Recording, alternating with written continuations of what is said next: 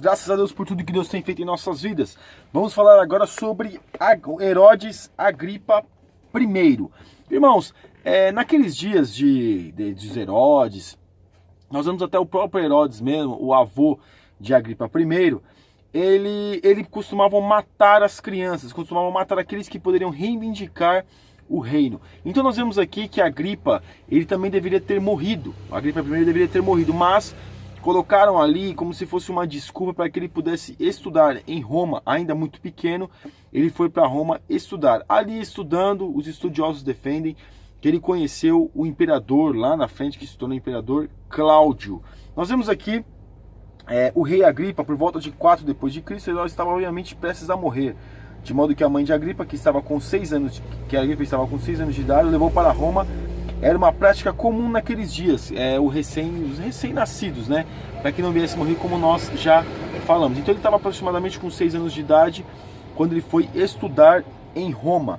Agripa, na verdade, recebeu uma excelente educação, assim como fez muitas conexões políticas ao longo da vida. Eu estou resumindo a história de Agripa para nós entendermos bem isso. Então eu vou até dar uma lida em algumas coisas. Então Agripa, ele fez algumas conexões políticas. Depois, lógico, recebendo uma educação refinada e aprimorada em Roma, ele com certeza desenrolaria algumas conexões políticas. E também haveria o respeito das pessoas acerca da sua autoridade. Então nós vemos aqui que ele foi recebido calorosamente na corte de Augusto, onde se tornou um favorito de Antônia, a jovem. Ela era filha de Marco Antônio, a mãe de Cláudio. Então aqui nós já falamos da conexão dele com Cláudio, que se tornaria lá na frente o imperador. Cláudio era da mesma idade que Agripa, né? E eles estudaram juntos, os estudiosos defendem. Porém, meus irmãos, nós vemos que não somente de Cláudio ele teve um respeito, também de outros imperadores ele acabou conseguindo o respeito. Nós vemos aqui que 40 depois de Cristo, durante toda a sua vida, o único homem que Cláudio confiou sem restrições foi Agripa, como nós já falamos. Aparentemente, junto com a sua educação clássica, Agripa também foi bem educado em sua religião, ou seja, na fé judaica. Ele era muito conhecedor acerca da fé judaica. E também nós vemos que a grande população judaica de Roma tinha muitos rabinos famosos na sinagoga, de modo que isso não seria nenhum problema, ou seja, nenhum problema para os rabinos da época acerca da fé judaica. Vamos ver. O jovem Agripa também era visto com bons olhos por Tibério César e Calígula, que foram os grandes imperadores ali de Roma, que vieram a se tornar imperadores. Ele não retornou à Judéia até se tornar adulto. Então ele teve toda uma experiência ali em Roma, aprendeu muitas coisas em Roma.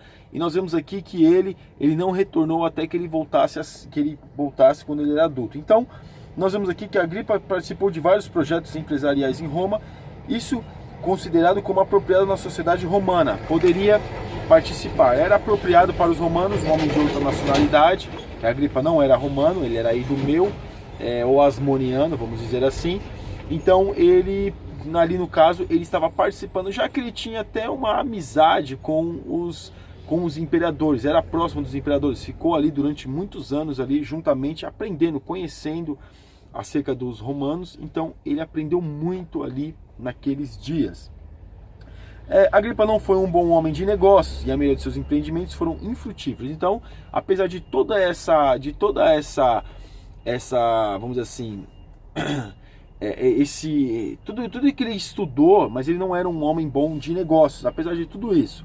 Mas nós vemos aqui, meus irmãos, que depois do falecimento de sua mãe, ele se afundou nas dívidas e por volta de 25 depois de Cristo voltou para a Judéia para procurar a ajuda de seu tio Herodes Antipas, que tinha casado com a sua irmã Herodias. Ele casou com a sua irmã Herodias, ele foi pedir ajuda. Era humilhante, meus irmãos, para um homem pedir ajuda.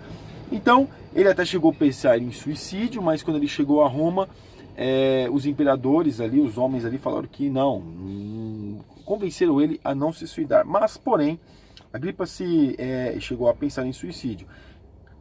Tibério, Calígula e Cláudio fizeram com que desistisse. Então fizeram com que ele desistisse desse desejo. Porém, nós vemos que tanto Calígula Tibério, provavelmente no imperador era Tibério César. Calígula estava ali, que era que nós já falamos sobre o Botinhas, né? E Cláudio, que era o deficiente, que nasceu com uma deficiência, que nasceu depois teve a contrário uma deficiência física, mas se tornou muito amigo de Agripa.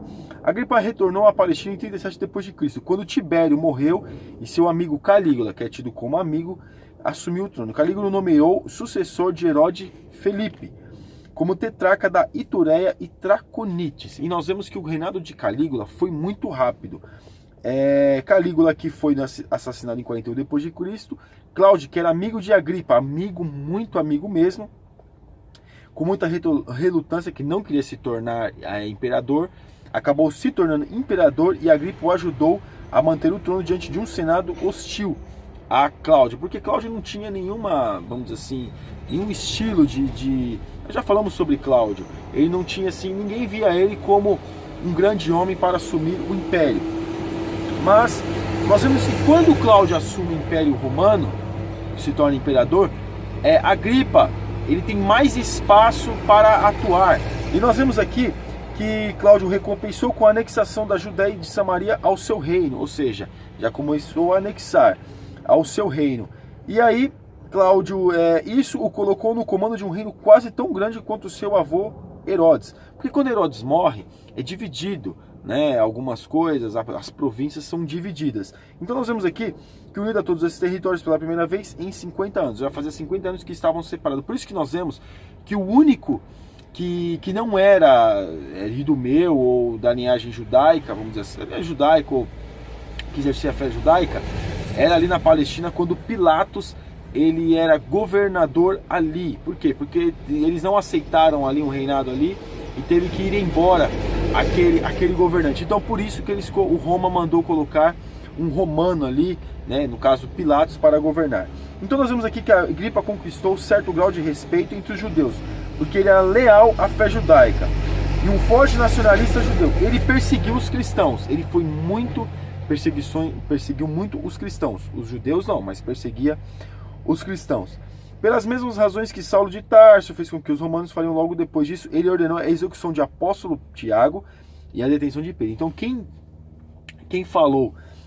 ordenou a prisão de Tiago, ou a morte de Tiago e a prisão de Pedro foi Agripa I.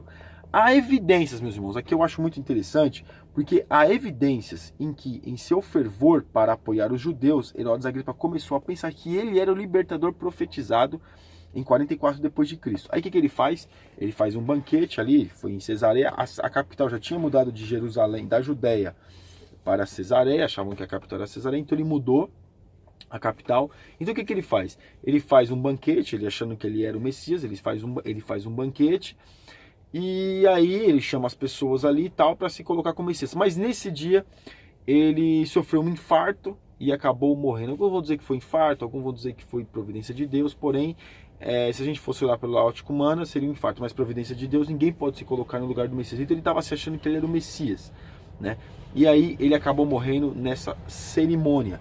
E aí quem acaba reinando é Marco Júlio Agripa, que se tornaria Herodes Agripa II. Amém, irmãos? Que Deus abençoe.